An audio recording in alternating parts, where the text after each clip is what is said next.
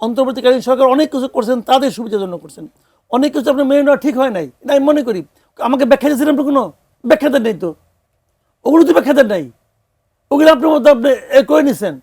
আবার এখানে যখন আসছে তখন আপনি এগুলি যেগুলো আপনার পছন্দ না সেগুলো আপনি বলতেছেন যে সন্দেহ আছে। যে আইনমন্ত্রী বলেছেন যে 16টি অধ্যাদেশ সংসদে আনা হয়নি, সেগুলো আরও যাচাই বাছাইয়ের জন্য স্থগিত রাখা হয়েছে এবং এ নিয়ে বিভ্রান্তি ছড়ানো হচ্ছে।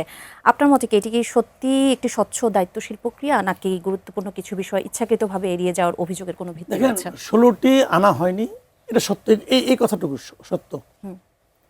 এটাকে আরো যাচাই বাছাই করে আনবেন, এটা হতে পারে, সময় তো ফুরিয়ে জানি, আনতে পারেন।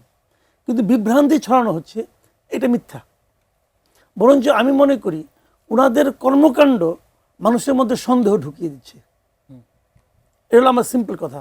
যে এখন ধরেন আপনি যদি বলেন যে এখানে এই জায়গাগুলো অস্পষ্ট আছে, তো ক্লিয়ার করেন না কেন? ওনারা কি ক্লিয়ার করেছেন কোন জায়গাগুলো অস্পষ্ট আছে? এখন আপনি বলছেন যাচাই বাছাই করতে হবে, করেন না যাচাই বাছাই। আপনাকে তো করতে না করে নাই, করেন। আবার কোথায় করবেন সেটা বলেন, আলাপ করবেন। কার সঙ্গে আলাপ করবেন? আপনি কার সাথে, বিদেশ থেকে লোক নিয়ে আসবেন আলাপ করার জন্য? বিভিন্ন অংশীজনদের সাথে অংশীজন আলাপ করেন, অংশীজনকে বিদেশি সব, তাদেরকে পাওয়া যাচ্ছে না। 15 মের পরে করা হবে বলা হ্যাঁ, হয়েছে। 15 মে কেন? আপনি 2015 মে কোন সালের? এটা তো আবার আরেক ঝামেলা আছে, কিন্তু এটা কোন সালে এটা বুঝতে হবে।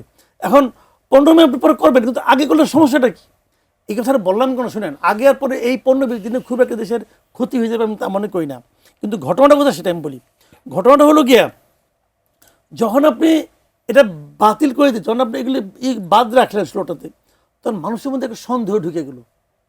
আপনি কিন্তু সন্দেহ দূর করা খুব কঠিন, কিন্তু একবারে যদি সন্দেহ ঢুকে যায়, সেটা আপনার পারিবারিক সম্পর্কেই হোক আর রাষ্ট্রীয় সম্পর্কেই হোক, সন্দেহ যদি একবার ঢুকে, ওই সন্দেহ তখন নিজে নিজে বড় হতে থাকে। আপনি কিন্তু অনেক সমস্ত যে প্রলেপ কাজ হচ্ছে না, কিন্তু আপনি শুরুতেই বলতেন এগুলোতে এই জায়গায় ঝামেলা আছে, আমরা এই জায়গাগুলোকে চেঞ্জ করতে চাই, বলেন না কেন?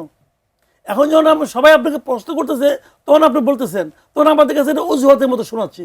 আপনি কি করবেন ভাই? আমি তো সন্দেহ করতেই পারি, আপনি আমাকে বুঝান নাই তো, বুঝান আমারে। তো এখন দেখেন অনেকগুলি আছে যেগুলি নাকি আমি পার্সোনালি মনে করি যে এগুলি আপনাদের মেনে নেওয়া উচিত হয় নাই। অন্তর্বর্তীকালীন সরকার অনেক কিছু করছেন, তাদের সুবিধার জন্য করছেন। অনেক কিছু আপনার মেনে নেওয়া ঠিক হয় নাই, এটা আমি মনে করি। আমাকে ব্যাখ্যা দিয়েছিলেন আপনি, কোনো ব্যাখ্যা দেন নেই তো, ওগুলো তো ব্যাখ্যা দেন নাই, ওগুলো আপনার মধ্যে আপনি করে নিছেন।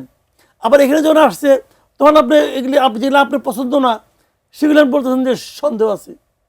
ভাই শুনেন, আলটিমেটলি দেখেন পরের দিন কি হয়েছে, সবগুলি পত্রিকায় কিন্তু একটা হেডলাইন হয়েছে যে বিচার বিভাগ আগের ধারাতেই ফিরছে। এই হেডলাইনটা পড়তে তাদের খুব ভালো লাগছে, এটা পড়তে কি আমাদের খুব ভালো লাগছে? ভাই আমরা তো এমন একটা সরকার পেয়েছি যেটা নাকি আন্দোলনের পরে পেয়েছি। তা আন্দোলনের পরে আন্দোলনের মাধ্যমে পাওয়া একটা সরকারের কাছ থেকে আমাদের এগুলো চাইতে হবে কেন? জি। ওনারা কি আন্দোলনের পালস টের পান নাই?